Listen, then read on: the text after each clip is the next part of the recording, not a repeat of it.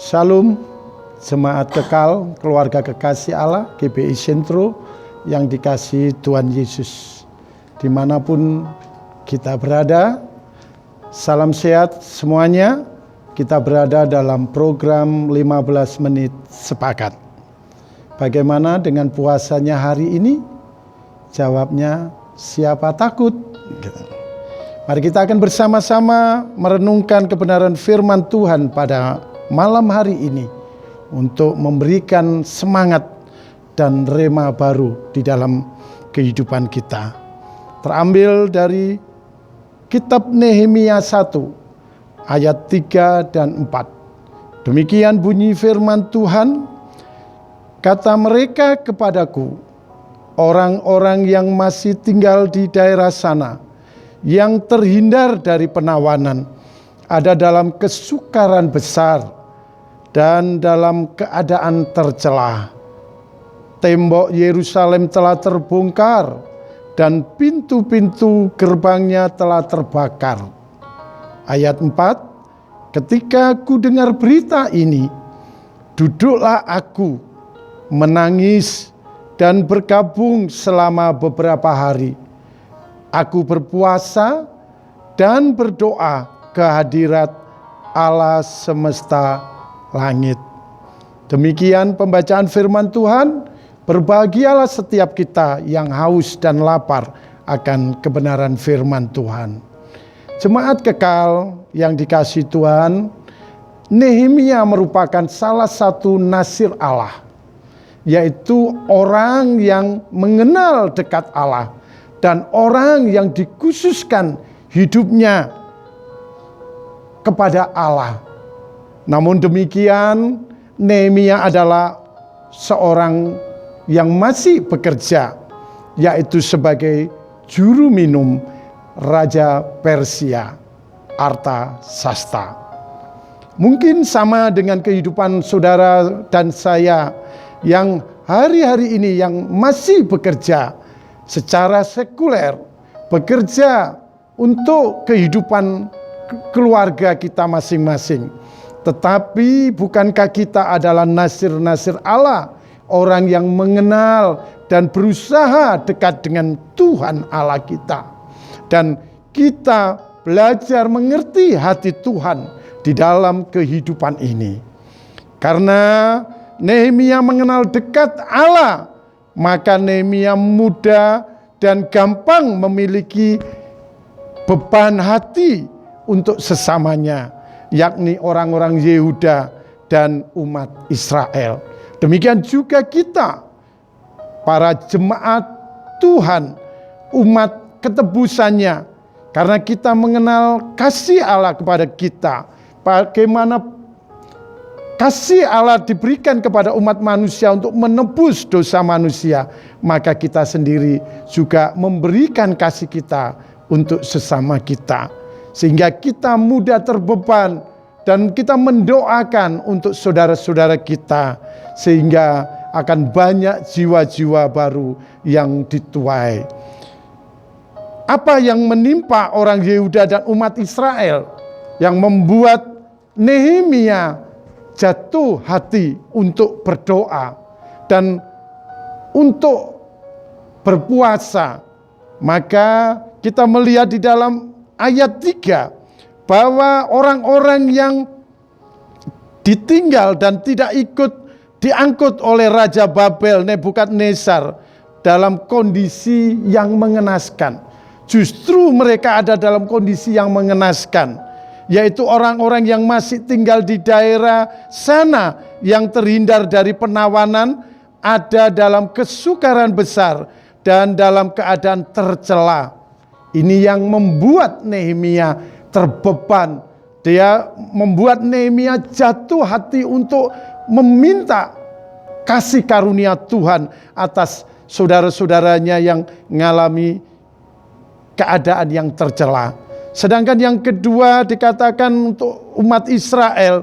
Di sana ada penduduk Israel yang baru kembali ke Yerusalem, karena di sana tembok kota masih berupa reruntuhan. Dikatakan tembok Yerusalem telah terbongkar dan pintu-pintu gerbangnya telah terbakar. Itu yang membuat Nehemia sungguh-sungguh beban hati untuk umat Tuhan Yehuda dan umat Tuhan di Israel. Sehingga Nehemia berdoa dan berpuasa dengan sungguh-sungguh untuk memohon hadirat Tuhan dan kasih karunia Tuhan. Tanda perkabungan Nehemia ditunjukkan dengan terus dia berpuasa dan terus dia berdoa. Beban hati yang sungguh-sungguh itu juga ada di dalam setiap kita umat Tuhan. Hari-hari ini kita berdoa dan berpuasa sungguh-sungguh untuk pokok-pokok doa yang kita harus naikkan supaya kasih karunia Tuhan turun atas apa yang kita doakan. Dan pada malam hari ini khusus kita akan berdoa untuk suku-suku bangsa yang ada di Indonesia, dari Sabang, Merauke, Miangas, Pulau Rote, yang masih ada dalam kemiskinan, yang masih belum mengenal kasih Kristus dan belum mendengar kabar baik Injil keselamatan. Kita berdoa sungguh-sungguh untuk merebut jiwa-jiwa, untuk memohon belas kasih Tuhan atas umat yang belum mengenal dan belum percaya kepada Kristus. Untuk itu mari kita akan sama-sama punya beban doa untuk mereka. Ada hal yang baik dari ayat 5 sampai yang 11 mengenai doa Nehemia. Bagaimana Nehemia berdoa dengan sungguh-sungguh, dan doa Nehemia ini adalah dahsyat. Doa Nehemia ini terkenal, luar biasa, didengar oleh Tuhan dan dijawab oleh Tuhan, sehingga apa yang didoakan Nehemia semuanya boleh digenapi. 5 hal yang ada dalam doa Nehemia. Yang pertama adalah mengenal siapa Allah yang disembah. Nah, kita juga demikian, kita mengenal siapa Tuhan Allah yang kita sembah. Yang kedua adalah mengakui segala dosa dan kesalahan. Kita dalam doa juga harus menaikkan pengakuan dosa-dosa dan kesalahan kita perbuat, sehingga ada pengampunan yang daripada Tuhan. Yang ketiga adalah pengakuan dosa untuk keluarga dan untuk bangsa, untuk jemaat gereja, yang dimana kita percaya ada banyak hal yang mungkin tidak berkenan kepada Tuhan, ada hal yang mendukakan hati Tuhan, kita mohonkan pengampunan kepada Tuhan.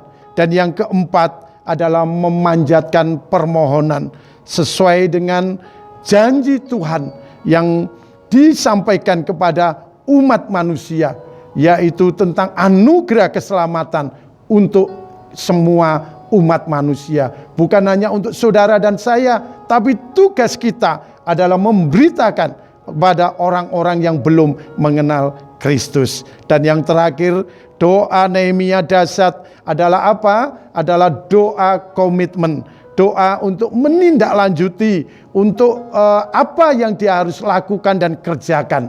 Ini adalah ora et labora, berdoa dan juga bekerja untuk menggenapi janji-janji Tuhan. Mari jemaat Tuhan, kita berdoa syafaat untuk pokok-pokok doa kita pada hari ini.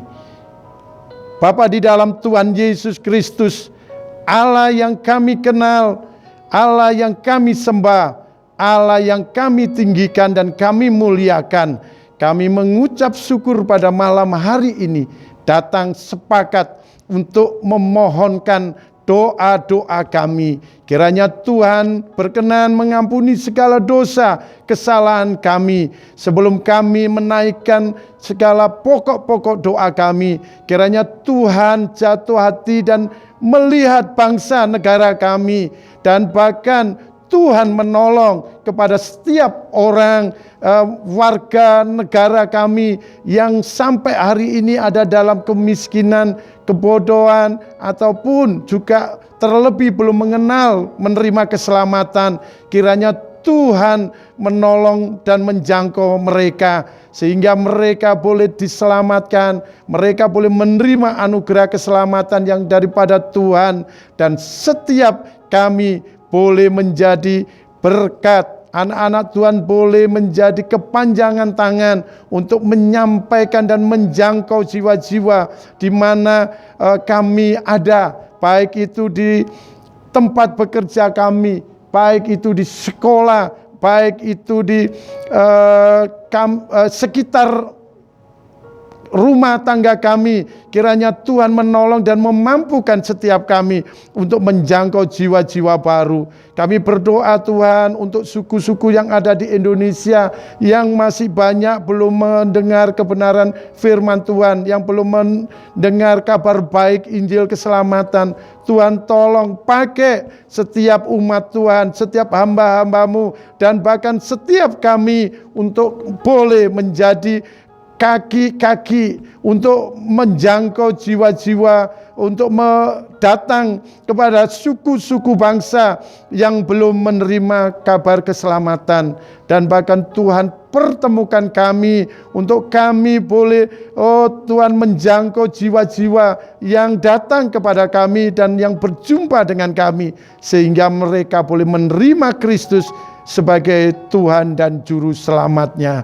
Dan kami berdoa, kami mohonkan kekuatan yang daripada Tuhan untuk kami mampu dan dimampukan untuk kami menjalankan misi menjangkau jiwa-jiwa baru, dan Indonesia boleh diselamatkan, Indonesia boleh diberkati, Indonesia boleh dipulihkan dan dimenangkan untuk kemuliaan nama Tuhan. Di dalam nama Bapa, Putra dan Roh Kudus kami berdoa dan kami naikkan doa syafaat kami. Haleluya. Amin. Salam, selamat malam. Terus semangat dalam puasa dan doa, serta kita tetap ada dalam program 15 menit sepakat. Tuhan Yesus memberkati. God bless you.